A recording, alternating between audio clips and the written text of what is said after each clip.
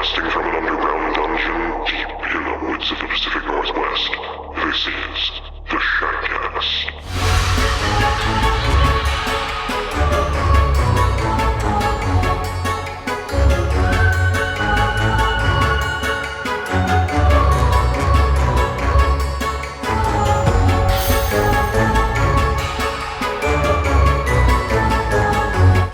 And we are live from the back patio today. Yeah. Yeah. So if you hear any kind of ambience happening right now, it is currently, the rain is ending, actually. It was raining. Actually, a pretty decent rain. It was nice. It was really nice. It was probably one of the closest I've had since being up in these parts. Yeah. So. But also, we are grilling 2 feet away from our mic stands. Because we're smart. And also, like, less than a foot away from Shan's plants. Yeah. Ooh, we are really smart. I think we're pretty darn smart. We are doing it safe. There is a puddle, like... Yeah, it's our safety puddle. Just in case everything, you know, catches on fire, we just Sparta kick it in and we're good. This is safety. Actually, our hot dogs are almost done. Ooh, yay. I am excited. We also have these straight up cute little baskets that I've had forever, actually. And you have been waiting. I have. Waiting with bated breath for an excuse to use these things. Yes, I have. And it's like we finally have a reason to. Right now they have some chips. They've got our hot dog buns. We got our Frank's Red Hot, our mustard, our sriracha. No relish. I think that's a little messy for right now. But we also have some grilled onions going on the grill.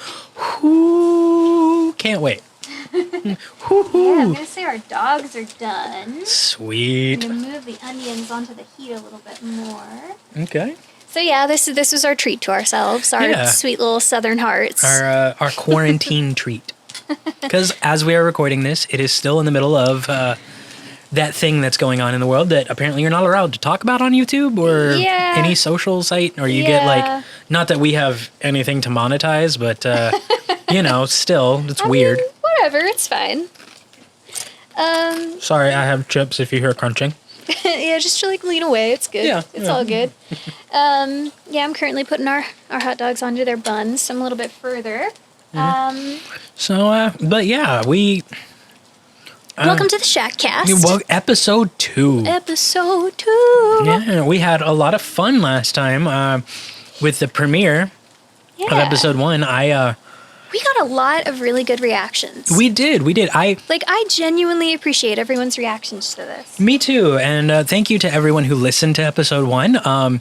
Thank you to everyone who enjoyed my mistake. I did not mean to set it up as a YouTube premiere and be able to have a live chat going, but shout out to my dad who was out there listening. Yo, Mark.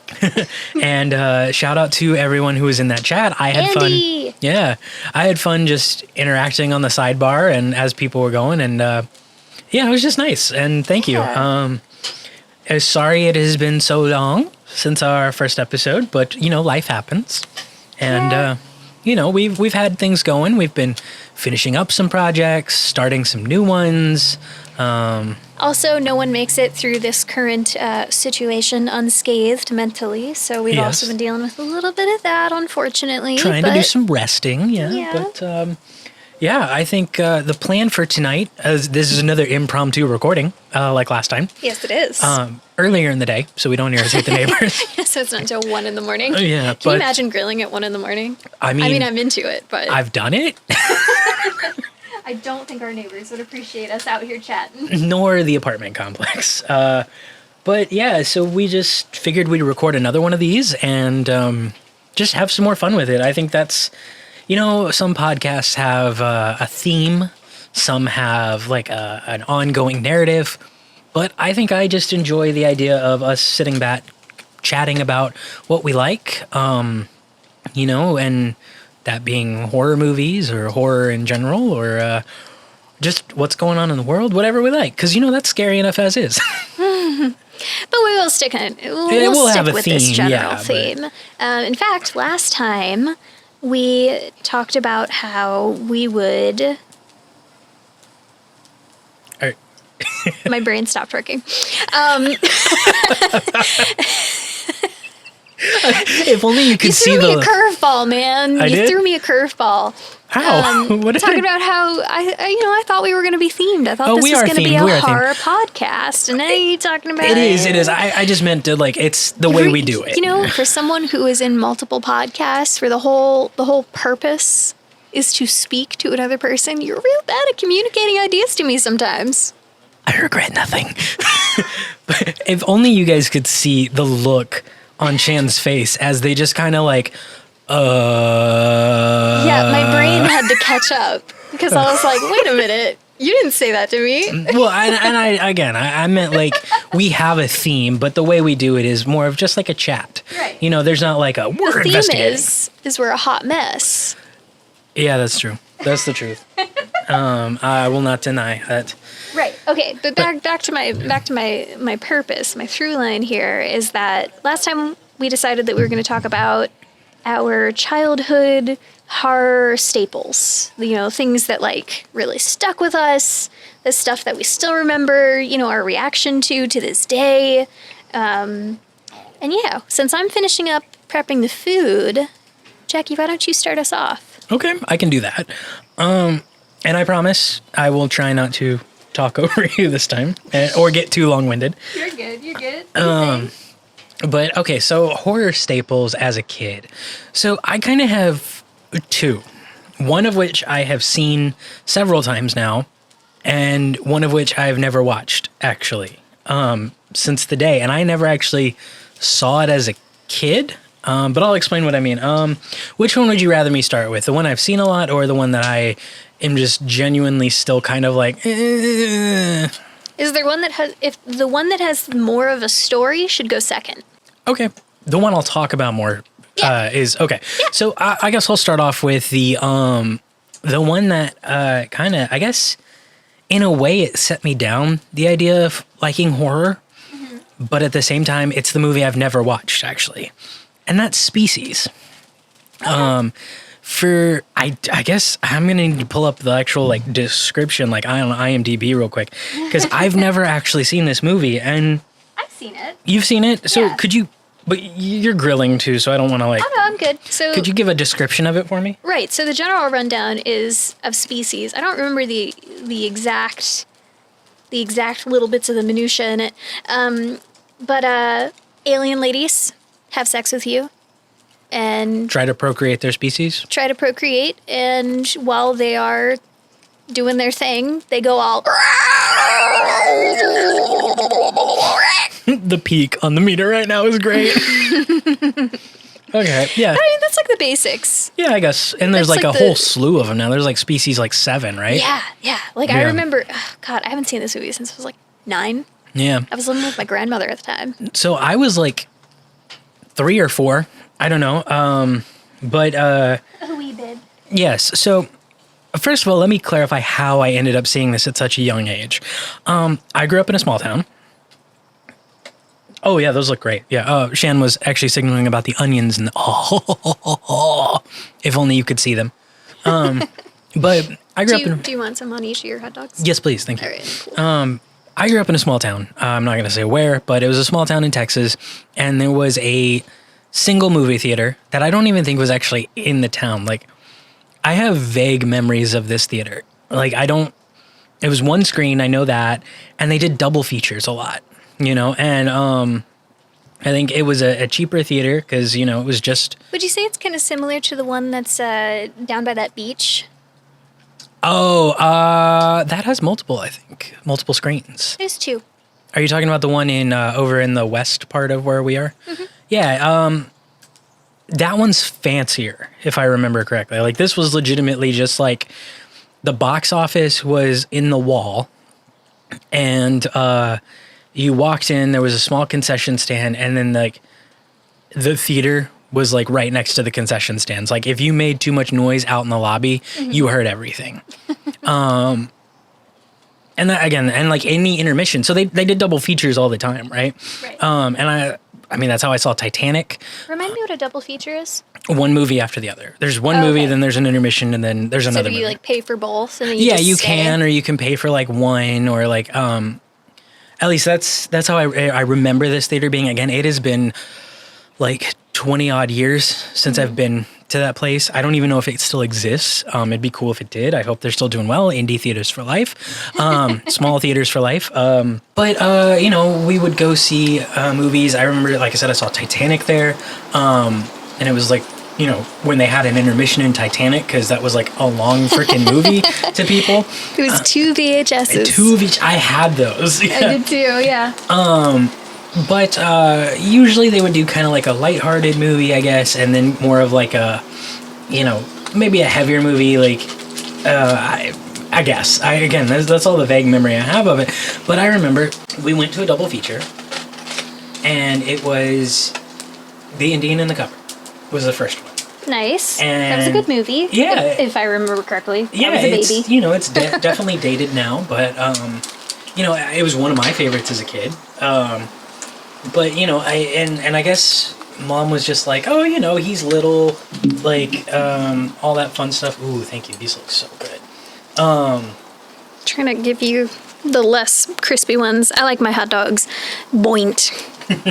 That's okay. I will eat whatever you put in front of me. You know me. But, you know, we went and saw that. And then I guess in some sense, like, it's usually like I would fall asleep after the second movie because, you know, it was later. I was little, so, you know, it was sparks fly. Shannon's like, you know, and, or, you know, maybe we just didn't stay for the second movie a lot of the time. I don't really remember that part. But Right. what I remember is Indian in the Cupboard, and then Species. And when I say I remember Species, I remember the opening scenes, like on a train track. I remember the main lady going into the train car bathroom with like a cup of pudding or something. And then like, I don't remember this at all. and then like stuff coming out of her head. Right. Or like her body or something. And I guess Yeah. if I know, it's like she was cocooning or something like that, or like the alien was, I don't know. All I know is what my mom told me after, is that I was sitting in my seat and then jumped into her lap, buried my head in my mother's neck, crying, Oh. and then fell asleep. Oh. And I was like death gripped around her at the same time, and which is absolutely hysterical to me now because I'm thinking like, yeah, if I did that now, I would like break my mom. Yeah, you were a kid, a really little kid. Yeah. At this point, but your mom is tiny, so I Yeah, imagine you probably completely consumed her. I probably dwarf Mom by like a good couple of inches now. But anyway, like, so that was a movie that like I said, I haven't seen it even to this day. Like, it's probably really dated. It's probably cheesy now. It's probably tamer than some of the stuff I have seen in a long time. But there's still something ingrained in me about it. Like, the idea of going back to watch it, I'm probably not even remembering it the right way. But it stuck with me, and it stuck with me. I had nightmares for years. Like, I would remember, like,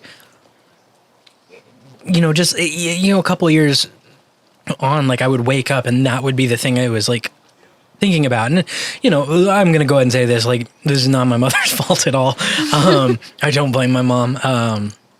It's actually a hysterical story to hear her tell. I wish she was the one telling it right now, because she can do it so much better justice than I could.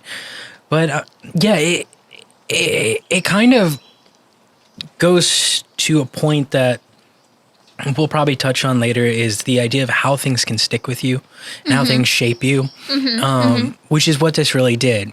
And ironically, the second movie, the one with more of a story behind it, does that, but it's not for me. It's for my mom. Right. For those of you who don't know, which is probably all of you, I grew up with just my mom for a long time. And my dad came into the picture. Love my dad so much. He is my dad. He came in when I was about 12 or 13. He adopted me a few years later, and we've been a big, happy family ever since. But, you know, it was just me and Mom. And there's a movie that all of you probably know that absolutely terrifies her to this day. And it's The Exorcist. And I never knew why. Like, Mom... Is that the your mother knits socks in hell one? No. That's with Ash Campbell, right? Or do they riff on that? They riff. That's a riff on it. No, The Exorcist is the story of a girl named Reagan who is possessed by a demon that was basically unlocked on an archaeological dig, and it has traveled the world possessing people. And in one part, it's kind of told through the point of the view of a priest who is performing the exorcism, and he's getting help with an older priest who has a history with this demon. It is an absolute classic, right. And Spooky soup. Yes, yes, iconic. But by today's standards, it is not scary. There's no jump scares. There's no anything like that. And I didn't see this movie till I was a teenager. But for years, I grew up thinking this was the scariest movie alive because my mother was terrified of it. She saw it on TV, and it scared her to death to the point of she won't let the movie in her house. Yeah, fun story. As we mentioned in the previous episode, probably, or maybe it was gleaned, I don't know. Jack and I are partners. Yes. And I like horror, obviously. And like very recently, I was buying some t-shirts that had like horror people on it and everything. And I almost got one for The Exorcist, but I was like, I won't be allowed in the house. No, you wouldn't. Yeah, like I would walk 2 feet out of the car, not even onto the lawn yet. And I feel like your mom would come out the door like, nope, be gone. Be gone, thought. Sorry, I took a bite. Yeah, that's the truth. These are so good. Yeah, we're having some adult beverages. Yeah, Jack has Mike's Harder Blood Orange. Yep, and Shan has Jack Daniel's Watermelon Punch. Oh, it's so good. Tastes like candy. Yes, they're dangerous. I used to, in college, the Jack and Coke version of that. Yeah. Oh, so it was, you know, we're adults. We're both over we are the age well of over 21. But also, we only got one each. Yeah, and we don't drink that much. We just, on occasion. We're grilling, man. Yeah, you gotta. As I said to Shan in the store, we're gonna be grilling, and the minute we crack open our drinks, we're gonna be proper rednecks. Right. No, not at all. But anyway, back to the matter at hand. The Exorcist. Like I said, I grew up thinking this was the scariest movie alive because of the reaction to it. And I never knew what it was. And I didn't really think much of it, you know, as I got into my teenage years and stuff. I was like, oh, Mom's overreacting. You know, this is nothing. And then I had a moment that not only solidified the power of horror movies and how they can change us, but the power of movies in general. We were watching the Academy Awards, which I used to love doing, and we would do it every year.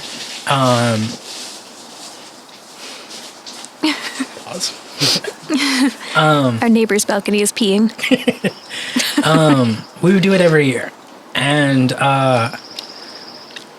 they were doing this thing. Billy Crystal was hosting this year, which really narrows it down, I know, for anybody who's watched the Academy Awards over the last 50 years. But they were doing their kind of annual salute to movies, like all of these things. And it was just a montage of films over the years, you know, brilliant moments and stuff like that. And in the middle of it, they did a scene from The Exorcist, the scene where Reagan's head spins around. And I'm sitting across the living room from my mom, and all of a sudden I just hear the most blood-curdling scream. And I started laughing because I thought it was just like, oh, you got caught off guard. I was like, they got you, you know. Right. And I looked over and my mom was in tears. She was crying her eyes out. And I remember going over and I was apologizing for laughing because my heart was broken at how terrified Mom was. And it stuck with me. And I still hadn't seen the movie because I was not going to... I wasn't going to bring it into the house. I wasn't going to disrespect my mom. I was never going to put Mom in a situation. Pausing for pee. We're going to get fat tonight. I don't want to waste the charcoal. We're going to get so fat tonight. Shannon just brought out steak. Why not, right? Yeah, we're out here. We don't do this often, although I'm sitting here thinking, can we do this like every week? I would love that. Yeah. Shout out to grills. Shout out to crispy, burned meat. Yummy. But yeah, so I wasn't going to put my mom in that situation because if one shot, less than 5 seconds, could do that to a person, let alone my mom. Like I removed myself from this situation, I think. Your mom's tough. My mom is one of the toughest people I know. And I'm not just saying that because she's my mom. It's the truth. My mom deals with a lot in her life. She's a badass. In her, I think we talked about this last time too. My mom is an absolute badass. Yeah, like she works in the medical world. Which right now is tougher than ever. And every day, you know.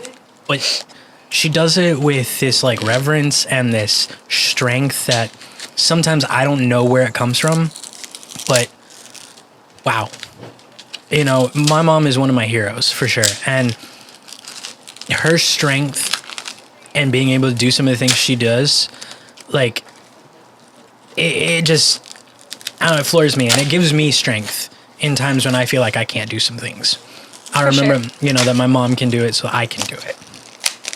But if a movie, like I said, a 3-second shot could do that to a person, to my mom, that sounds like bones breaking right now. And it's hysterical that we're talking about horror movies. Shannon is trying to open the steak, but the plastic or whatever that, you know, that they come in was like frozen because we've had it for a little bit. And so it's like if you hear like, you know, bones breaking, that's what it is. But, you know, I wasn't going to do that. It's like, that is power. That is responsibility for a filmmaker.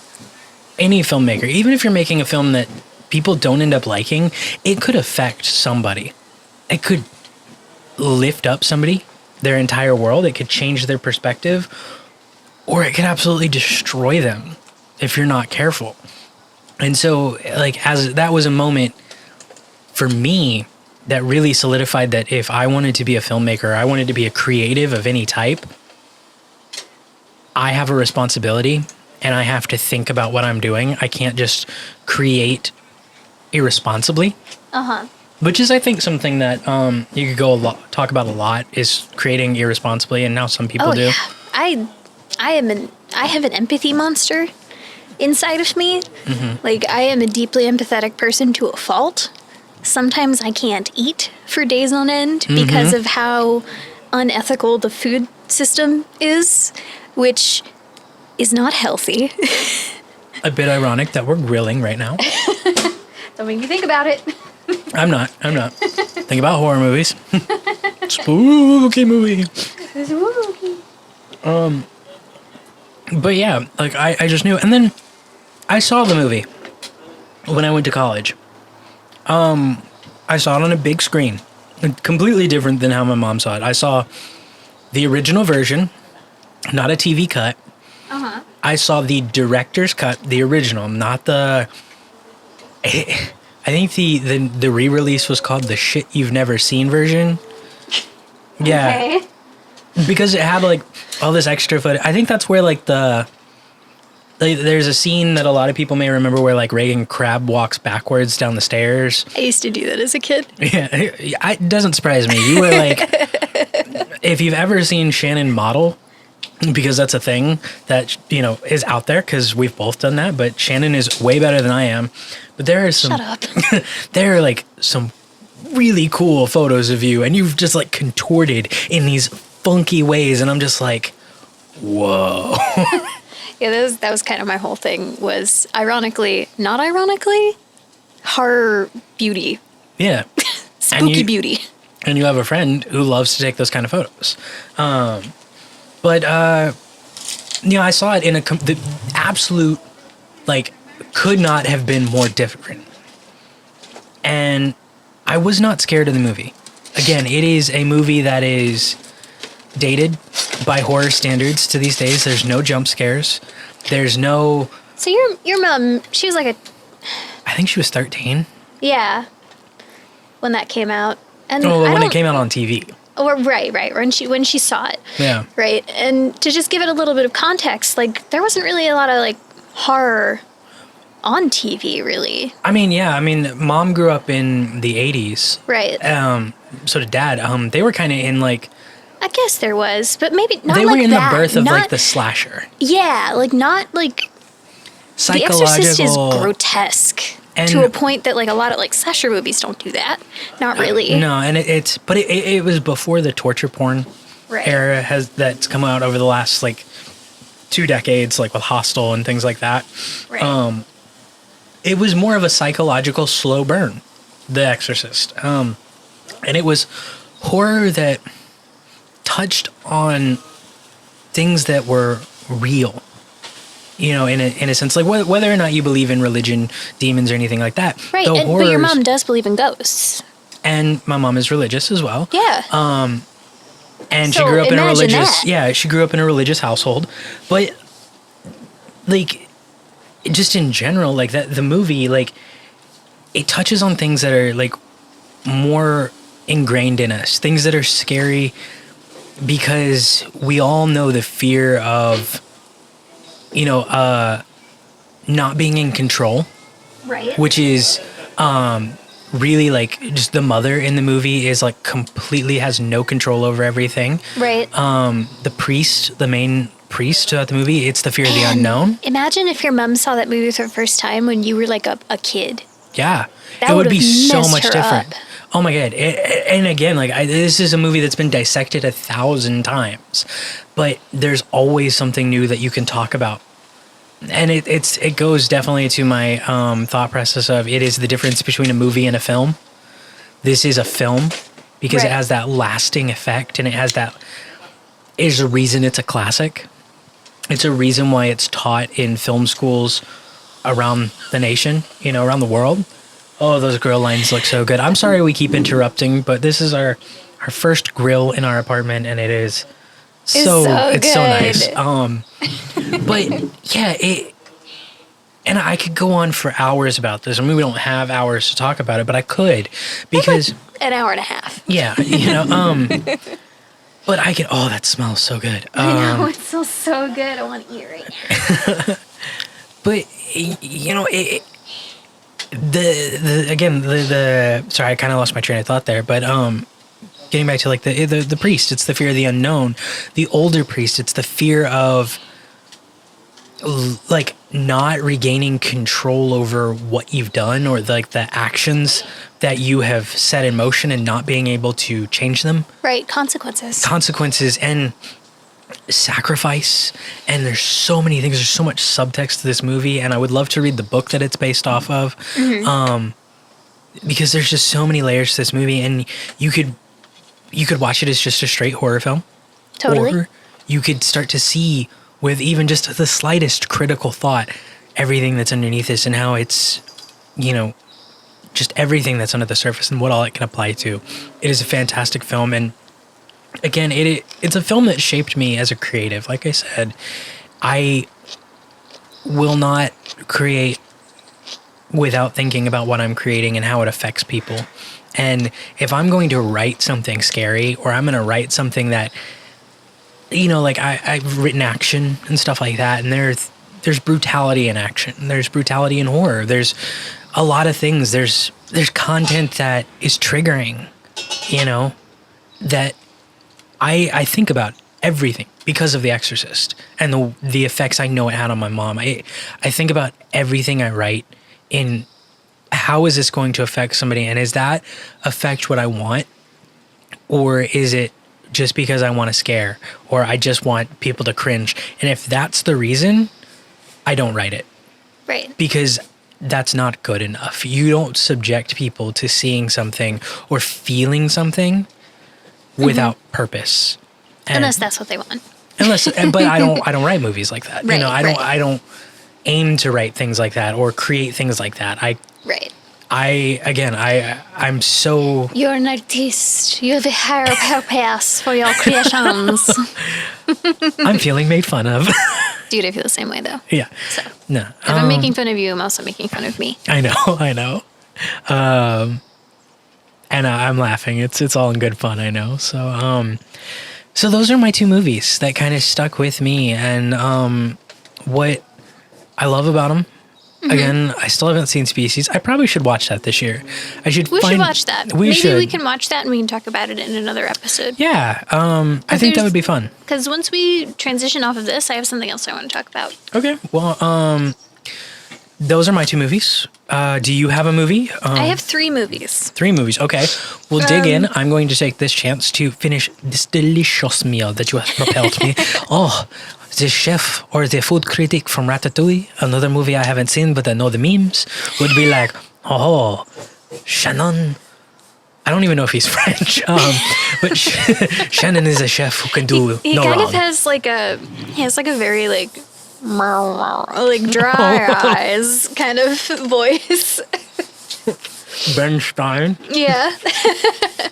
All right, my 3 movies. Let me collect my thoughts. So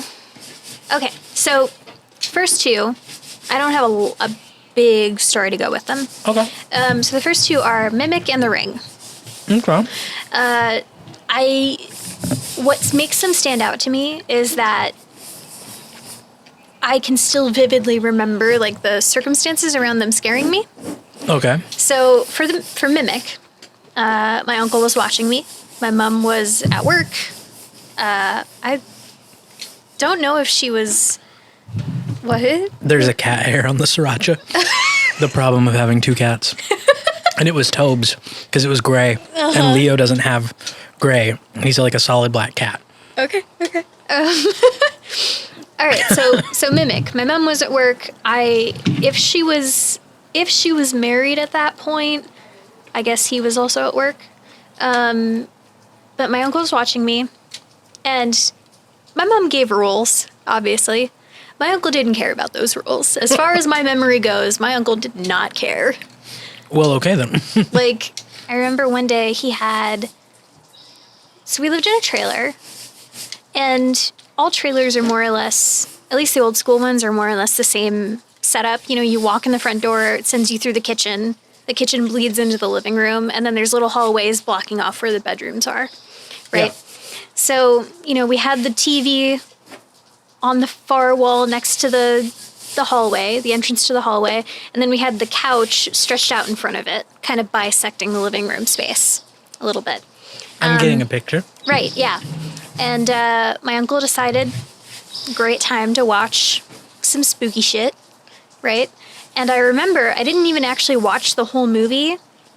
I remember I came in from the kitchen. I guess I was eating or wandering, or I don't know. I was a little goblin child. I entertained myself.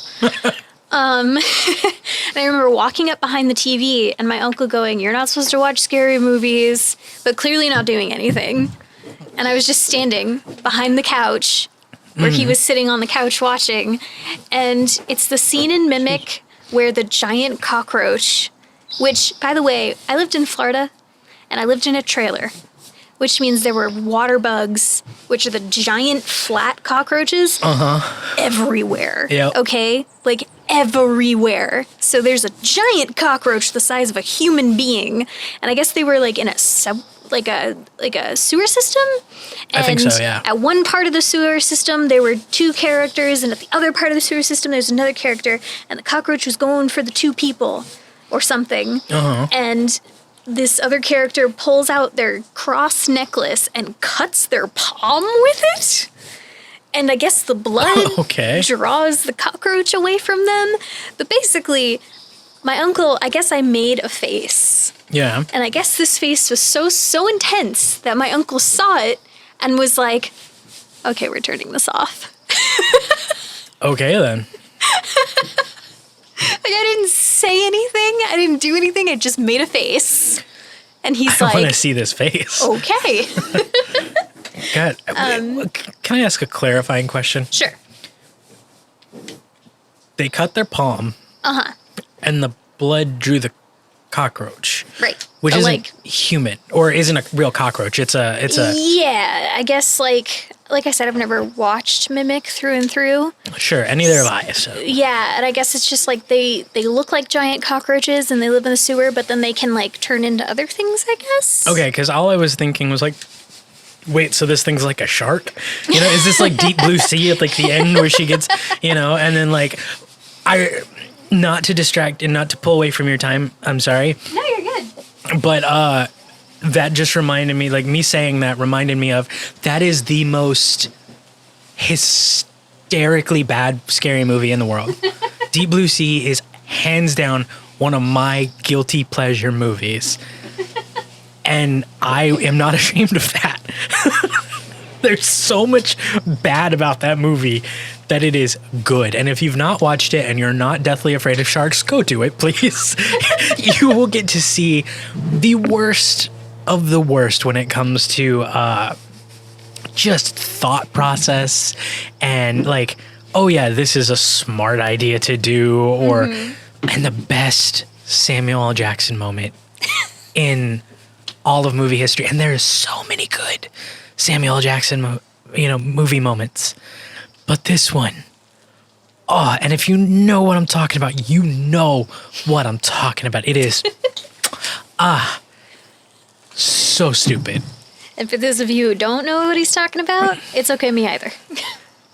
I don't want to spoil it. Otherwise, I would say it because Right. I want you to know. But you know Right. what? That's another one. We'll watch Deep Blue Sea. It's on Netflix all the time. Right on. We'll watch it. Okay. And we'll do a podcast on that too. Okay, sounds good. That'll be our bad movie podcast episode. But yes, sorry. So, second movie. Again, this was a scene in a movie that scarred me to the point that it had to be turned off. Okay. And then I didn't watch it until much later. This one I actually did end up watching all the way through. I have seen it too. Yes, so The Ring. I had a science project due. I was a little overachiever who loved science. So my mom and I got a heart rate monitor and those like listening things, the heart listening things, like a little pad attached to earplug things. A stethoscope? Yeah, that thing. Also, another thing, we're an overachiever. Bite me. Anyway, so basically the science project was going to be that, to see the effects of movies on people's bodies. Okay, more or that's less. actually a cool experiment. Yeah, so we were going to watch a horror movie, we were going to watch a drama, we were going to watch like a comedy, right? And then we were going to record the effects of the human body as we were watching the movies. So yeah, so like we were like recording, we were going to record like our heart rate at the beginning and then middle segments and like every 30 minutes or something like that. Okay. And so the horror movie that we were going to watch was The Ring. How old were you? Like 8? Okay. I could see The Ring being played to an 8-year-old. It's not a good idea, I don't think, but, I could see an 8-year-old being okay. Right. Also, after a certain point, like, obviously the, like, no horror movies thing was when I was very little. Mm-hmm. And then as I got a little bit older, my mom was like, oh, this is my child.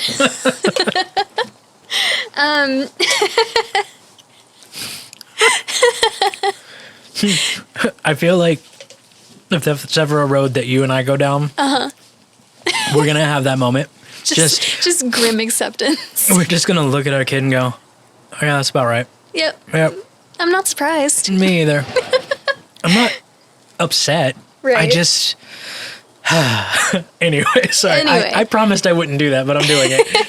No, you're good. So, so basically the first 20 minutes of the film broke me.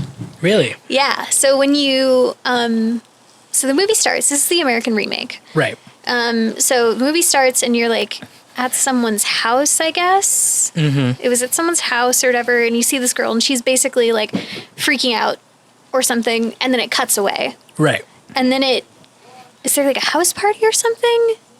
I think so, yeah. Yeah, there's it's been a long time since I've seen it, but it's been a while too. There's like a house party or something, but basically they find this girl in her closet, and she's been scared to death by the ring, and it is like it doesn't look good nowadays. Like it looks really rubbery and weird, really dated. But it's this girl. She's in the fetal position, hugging her knees in the closet. She's dead. Her eyes are wide open. Her skin is like green and gray, and her mouth is so far open that her jaw is slack. Ew. Yeah. Yeah. And the reveal of that, they like open the closet and it just shows her. And it's almost like a jump scare without a jump, you know? Like, yeah, if I remember correctly, there's no music cue or anything. Yeah, no, it's nothing. Just there. It's literally they just open the door and there she is. And that scared the fuck out of me. Like little baby me who never screams or anything like that. Like I was a quiet kid. I like yelped. Wow. And almost fell off the couch. And I was like, we can't watch this anymore. I don't want to watch it. I don't want to watch it. Oh, no. Yeah. Oh. Yeah. So we have another one to watch. Because we haven't seen it in a while. Yeah. Okay. Yeah, so that was that one. Wait, can I ask a question again? Sure. Also, because you're now working with the stuff, I want to give you a minute. I guess can you dissect a little bit why you think that scared you? Because I feel like with mine, like the one that scared me was like I'm way too young.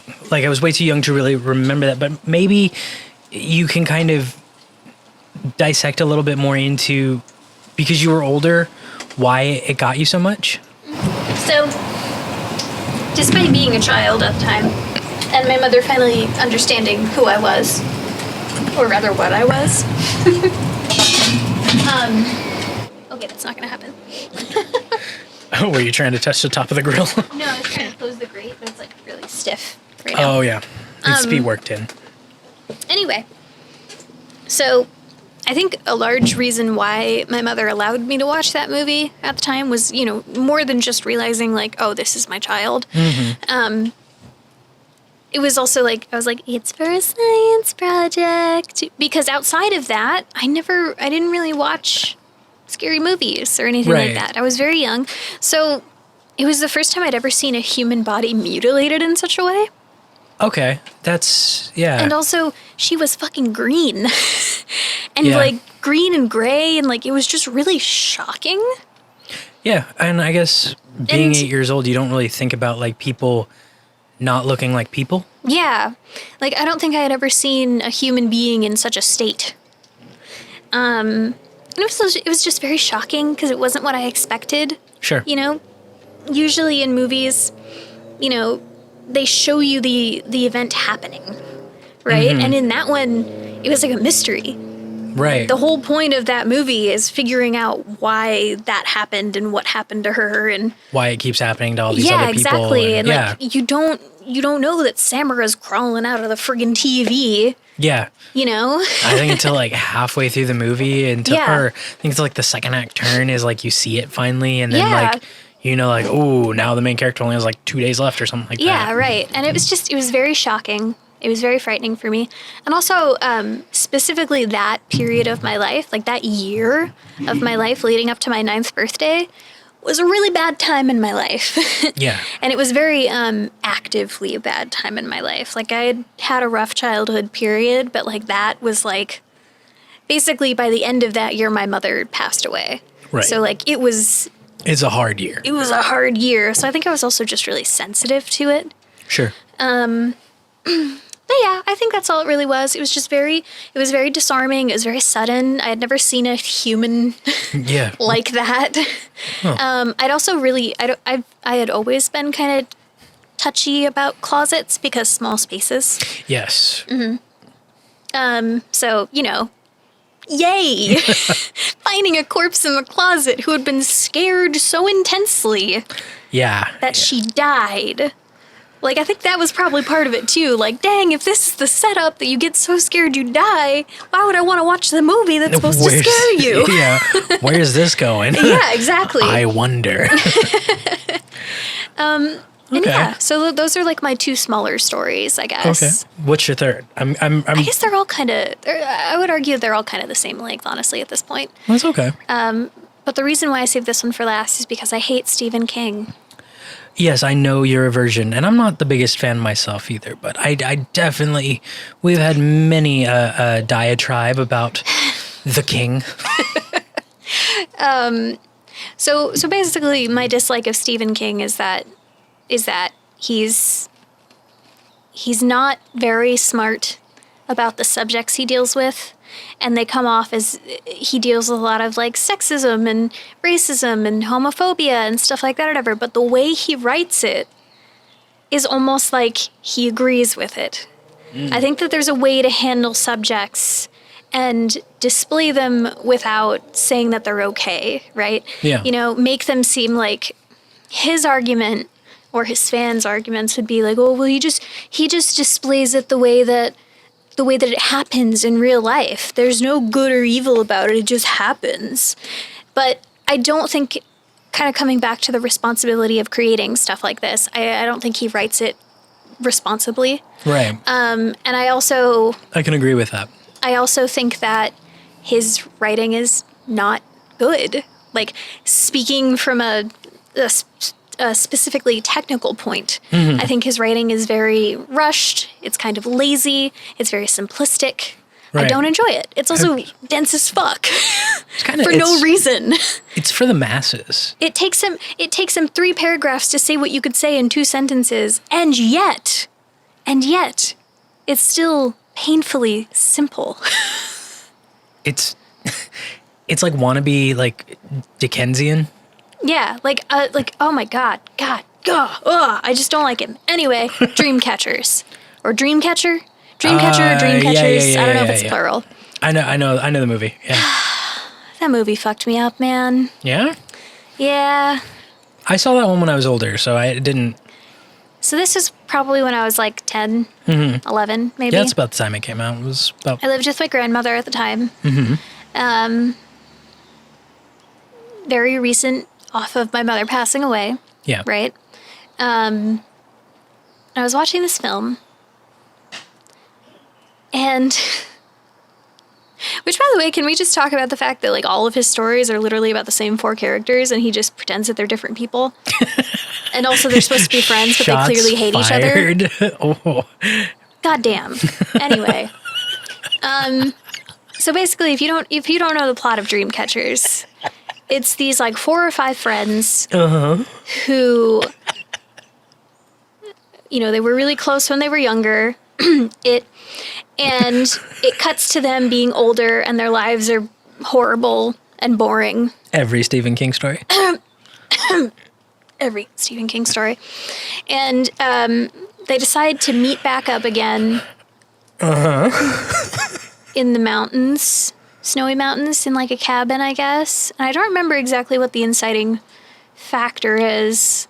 Is it that a friend dies? Probably. Or is that just one of his other stories? I don't know. They all blend together. Yeah. I mean, except for like Misery and like maybe 1 or 2 others. Yeah, they all blend together. Right. So whatever. Friends from childhood meet back up, and somewhere in there, I think they also were like psychic. They had a little bit of The Shining.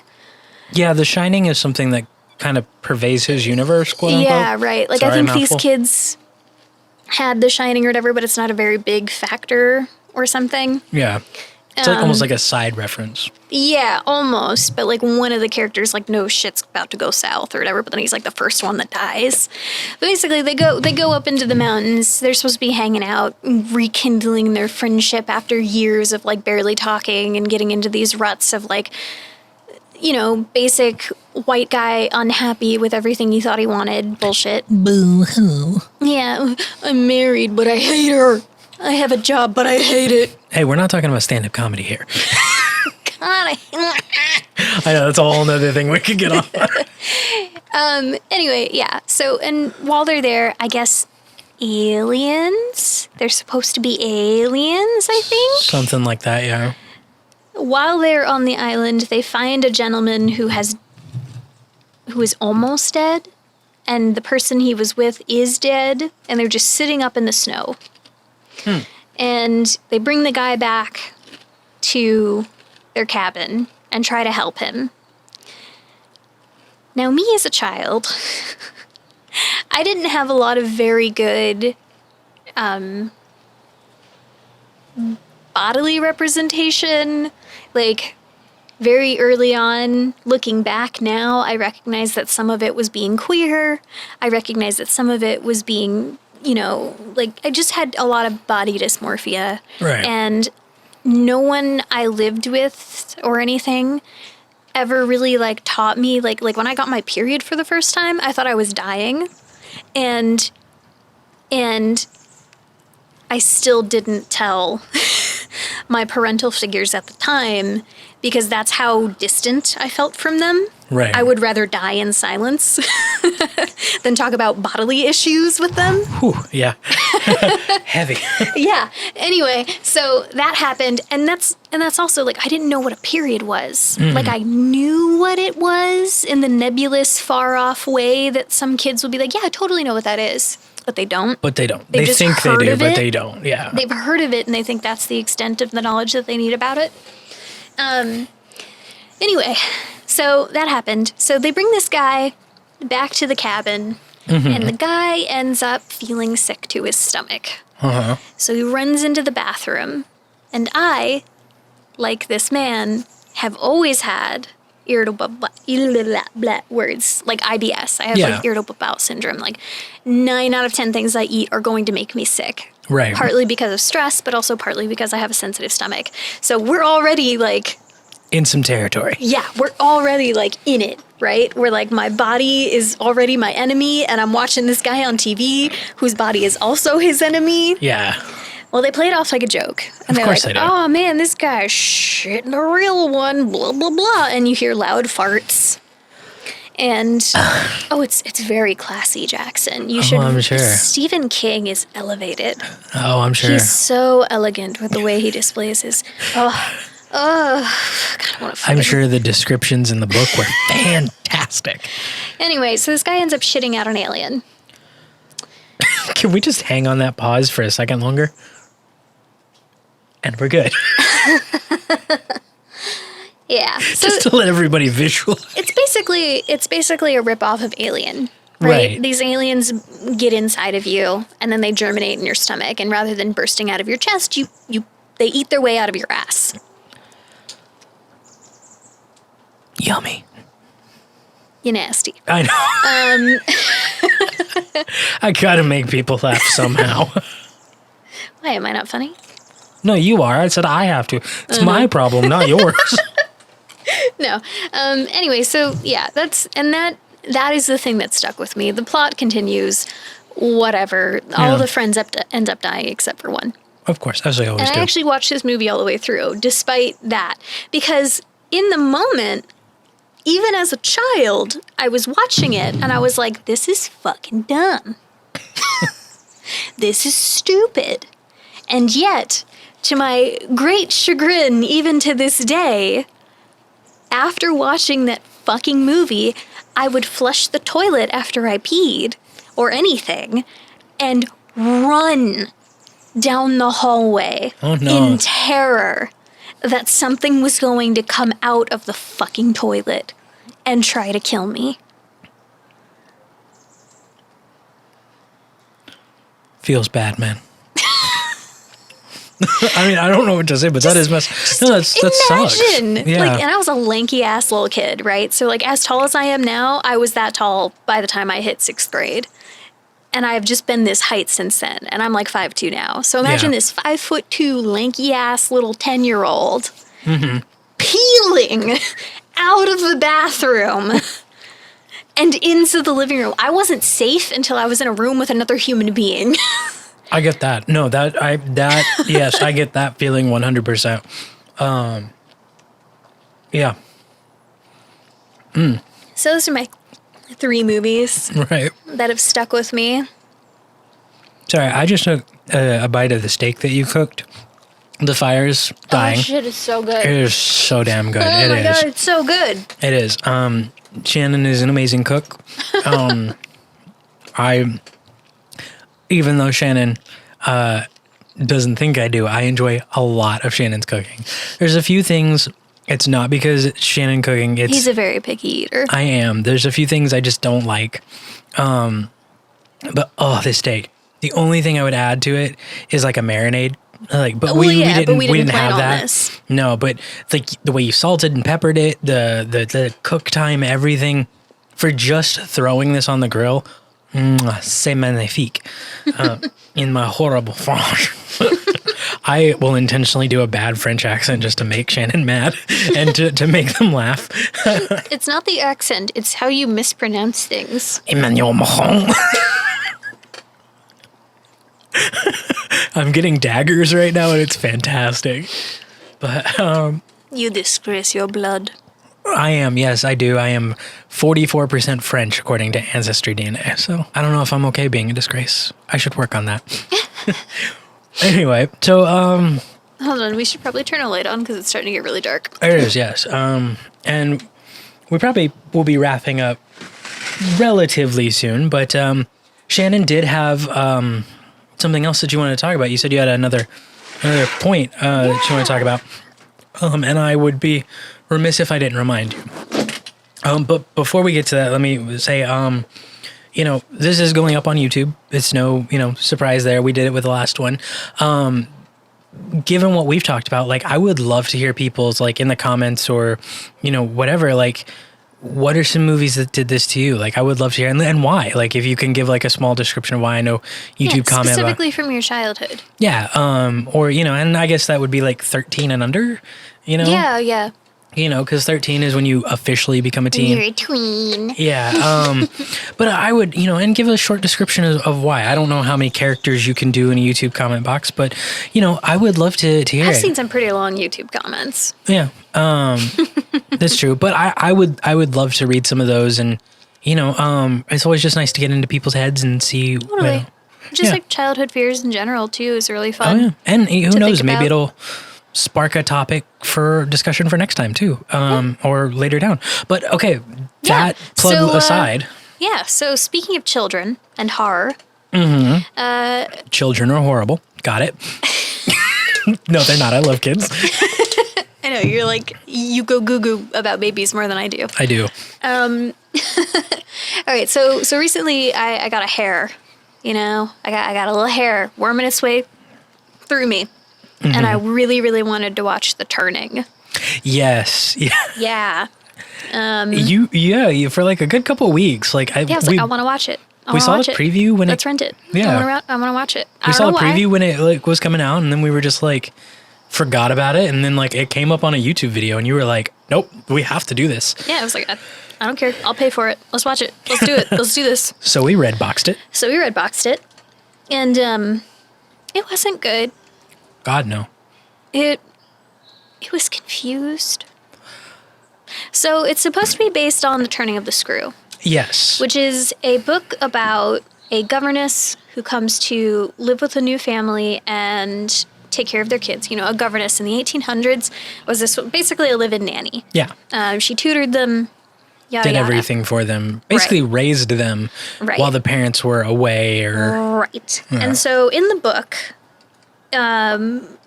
the governess is your point of view, and she's supposed to be an unreliable narrator. Right. Right. So as she is taking care of these children over, she starts to become convinced that there are ghosts on the estate. Right. And that's kind of as far as it goes. Mm-hmm. Is that she is convinced there are ghosts on the estate, and they are trying to scare her away and possess the kid, if I remember. Not really, even that. not even that. But yeah, and the book just kind of ends with, I guess, the ghost being satisfied and leaving, as far as she seems to tell it or whatever. Sure. I'm a little off, but this is the basics, right? Right.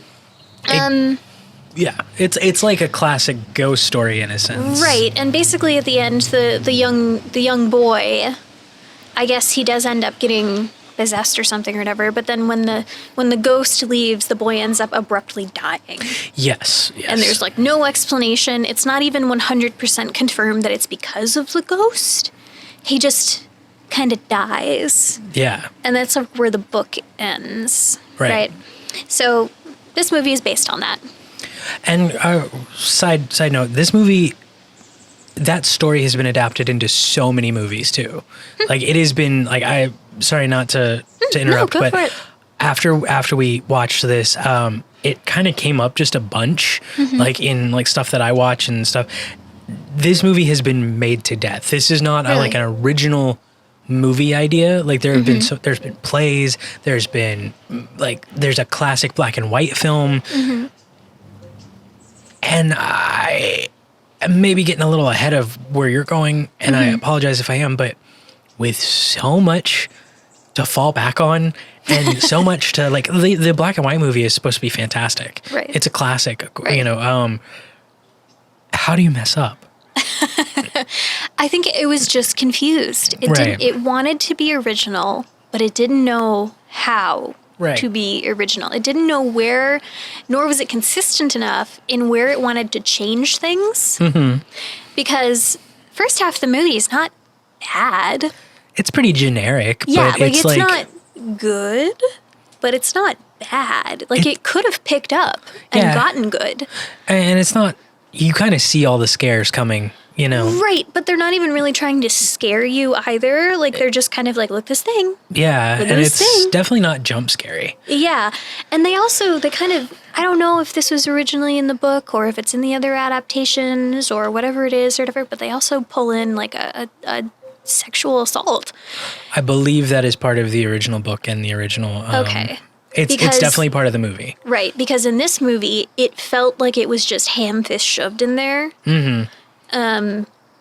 Because like they kind of, so with that line of thought, they kind of imply that the young boy is being possessed or influenced By the one of the ghosts. he's the groundskeeper. His name's Right, Quint. he was the groundskeeper, and basically this kid looked at him as like a secondary father figure because his own father and mother passed away. Yeah. And he's just supposed to be like a horrible dude too. Right, yeah. Like he drinks too much and yada yada, and like he took this 12-year-old to a bar with him. Yeah, and And apparently that was okay. But anyway, so like it's not. but anyway, so with this, they kind of bring in this layer of they're trying to bring in the fear of being assaulted, right? So they have this like 12, I don't know how old he's supposed to be. He looks like he's 12. He's like in the early like 13, 14, Probably somewhere in middle there. schoolish. Yeah. Age, right? He's at boarding school and all that good Right, stuff. yeah, or at least he was supposed to be, but then he Right. tried to kill a kid, so he got sent home. Yeah. But then their reasoning for that is even wish-washy, because his reasoning for that was because the kid was the kid he tried to hurt apparently took a photo of his family away from him. Yeah, and did that was something what to it. set him off. Yeah. But then they imply that like he's being possessed by this ghost, which has totally different motivations. Right. And they try to do this thread of like the threat of bodily harm, the threat of sexual assault, of like this boy thinking that the governess is hot. Yes. And like he kind of like one time she wakes up and he's standing over her bed and he kisses her on the cheek. Yeah. Like he kind of goes for the mouth, but she's like, what the fuck? Yeah. And then he just leaves. And like it's like this like little thread that they never do anything with. Right. It never goes any further than that, so it's not even really fully cemented. You can see where they were trying to go, but then it's like the second half of the movie just totally dropped it. Yeah. And then they also try to play this thing where like the kids can see the ghosts and they're like playing with the ghosts, and the governess is like, dude, you totally see these things. Why won't you tell me that you also see them? Why won't you tell me, and why won't you tell the only other person in this house that you see Right. them too? But then even that gets wishy-washy, and there's a part where, like, at the end, like, the little girl is having her hair stroked by the ex-governess, who's the other ghost who got killed by the Jessup, groundskeeper. Basically, all of this to say, like, they set a lot of stuff up at the beginning of the movie, and then the last 30 minutes, like, halfway through, it pivots, and then in the last 30 minutes, it's like, it literally cuts to black. Cuts back to a previous scene from 40 minutes ago. Oh, this is like the last 5 minutes of the movie you're talking about, yeah. Well, still, but like it cuts back to something from 40 minutes ago, retconning everything that happened for the last 30 minutes. Yeah, it's bad. And then they just like go off on this other story. Yeah.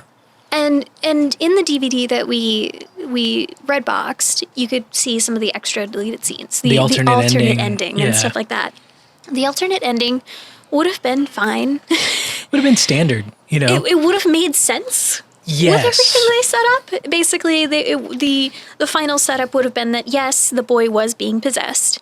And when the governess fights back against the ghost, it ends up that she was actually fighting the child. But the ghost leaves, and she saves the child. And then the child and the other child are fine. And it's happily ever after. Sure. Yes, Leo. Leo just meowed at it is time for them to be fed. Yeah, we'll feed you soon, buddy. It's okay. Thank you. I'll feed you as soon as I'm done talking. Yeah. Okay, I love you. He's just staring at us with his big yellow eyes, just like, I don't care, feed me. Yeah, we have the screen closed, but the door open, so he can, like, spend time with us, And this is the first time he's walked over, too. Yeah, it's so adorable. So if you hear a little meow, we promise everything's okay. He's like, I want my food. It's past time. Anyway, so my whole point of wanting to bring this up was kind of the segue for our third episode, is I wanted to talk about, or at least segue into talking about movies that were really, really good, either in the first half or the second half, but really bad everywhere else. Okay. So if you guys have any movies like that, suggestions would be great. You would like suggest to us, that would be great. Because there is, if a movie's bad, but if a movie's really good for the first so and such amount of time, and then it's really shit, that makes me so upset. I feel cheated. I do too. And like, if a movie's bad and then gets good, I almost feel rewarded. Like